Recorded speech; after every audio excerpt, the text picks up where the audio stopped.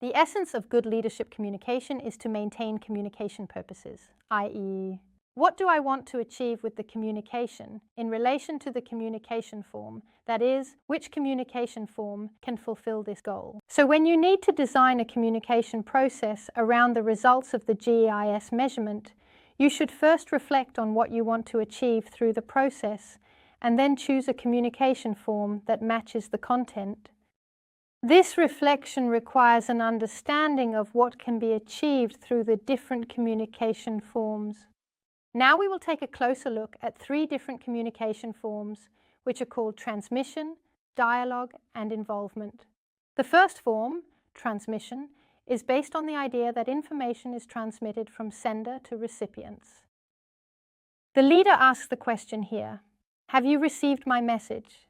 This indicates that it is a communication situation where the leader has shaped a message prior to the conversation which the employees need to be aware of. For example, it could be a decision that the employees simply need to be informed about. Here, the recipient's pre-understanding and its impact on the interpretation of the message are not taken into account. This means that the leader does not inquire about the employee's understanding of or attitude towards the decision, but is concerned with whether the employee has received the information. The second communication form, dialogue, is based on communication between the leader and employees. In contrast to the transmission form, it is based on dialogue, as it precisely centers around interaction. Here, the leader has, as before, shaped a message prior to the conversation. But here, the employee must not only be aware of this message, but also understand it. The question, "Have you understood my message?" is thus the focal point of the communication form dialogue. This question can lead to a dialogue between the leader and employees, resulting in a mutual understanding. The third communication form, involvement, is based on the leader involving the employees and creating a framework of interpretation where the employees can create meaning and interpretation in interaction with each other and the leader. Unlike the other 2 forms, the leader has not shaped a specific message prior to the communication here. The message, on the other hand, is created in the communication situation itself through collaboration. The focal point of the involvement communication form is the question, "How do you understand or interpret my message?" It is very important for the outcome of your communication that you are aware of which of the 3 communication forms you will use. All 3 forms have strengths but also weaknesses if you use them in the wrong situation. The point is that you should choose the communication form based on what you want to achieve with your communication. Sometimes it can also make sense to combine the 3 communication forms. The figure here shows which communication forms have the potential to achieve which goals. If the goal is for employees to become aware of a message, the transmission form is very effective. This is one-way communication.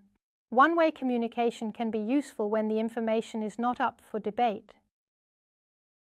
But when it comes to well-being work, the communication form has clear limitations.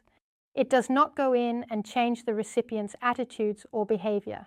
A transmission approach to working with a GEIS measurement could be the leader informing at a staff meeting. Based on the results of the GEIS measurement, I have decided that we need to work more purposefully on recognizing each other within the team. You will hear more once I have developed a plan for it. If the goal is for the employee to understand and have an opinion on a message, dialogue is a good communication form. Here, it is a matter of 2-way communication between the leader and employees. But as we remember from earlier, it is still based on a message that the leader has formulated in advance. A dialogical approach to working with a GEIS measurement could be the leader who has included well-being as an agenda item in a staff meeting. Based on the results of the GEIS measurement, I believe we need to work more purposefully with recognition in the team. What do you think about that? Many leaders find that an invitation to dialogue does not necessarily result in dialogue. Perhaps the call is met with a wall of silence from the employees. This could be because, as a leader, one hinders the dialogue by, for example, not addressing the criticism raised by the employees. Or it may be that employees feel there is more talk about information than a genuine desire for dialogue from the leader's side, because it is the leader who has the power to formulate the message. It is not a genuine involving process.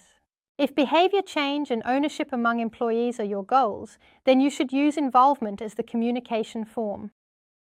The key to engagement and ownership is that employees themselves have the opportunity to interpret meaning into the messages. In relation to a GEIS measurement, this means that each individual employee should have the opportunity to interpret the results from their own perspective and in interaction with colleagues and the leader. This creates a shared understanding of what the results represent. An involving approach to working with a GEIS measurement could be the leader facilitating an interpretation process in a workshop. Here you can see what you as a team have answered in the GEIS measurement. What do you think about it? Where do you see that we have strengths and challenges in the team? The leader has not interpreted and formulated the messages in advance. Here, the employee is invited to involve themselves in the interpretation process, and it is important that you, as a leader, are ready to let go of control in the process, because it is possible that together you may reach a different understanding than you initially had. As a follow-up to a guide measurement, there are great advantages to the involvement approach because it gives employees ownership of the process. However, it also has some limitations that you should be aware of. It is important that you establish clear interpretive frameworks so that interpretations do not result in unintended conclusions. For example, that scapegoats are established for the poor well-being, or that challenges are collectively ignored. As employees are invited to contribute their interpretations, there is also a risk that employees leave the process with their own individual interpretations and understanding of how they are doing in terms of well-being. Therefore, as a leader, you have the task of both creating a clear interpretive framework and consolidating conclusions and decisions so that everyone agrees on the direction when the process is complete. Now we have taken a closer look at the three communication forms: transmission, dialogue, and involvement. In relation to working with well-being, the involvement form will, in most cases, be the most fruitful. Therefore, the next program element is a series of practical tools you can use to facilitate an involving process around the GEIS measurement.